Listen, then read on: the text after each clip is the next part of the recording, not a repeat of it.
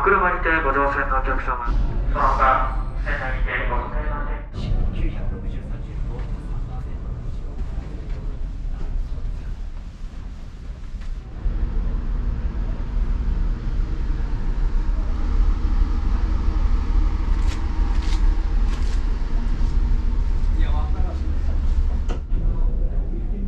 ご利用の方は画面の収納または取り出しを押してください。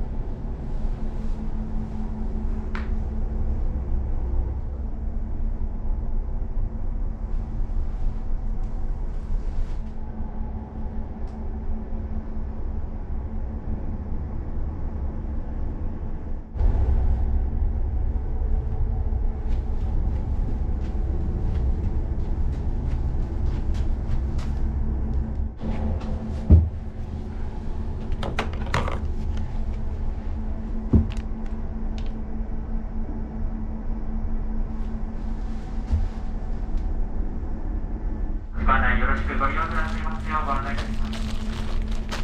ただいま内部では貴様の電気商品の扱いをいたしております。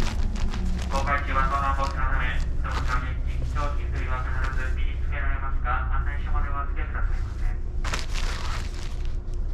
案内書裏手には非常勤ロッカーの設置もございます。合わせてご活用くださいませ。またご入浴の際には脱衣所ロッカーをご利用くださいませ。公開中船内にて不審物不審者を発見されました場合には、案内書係乗組員送検に係までご連絡くださいませ。それでは本船大阪南港では4時6時の入港予定でございます。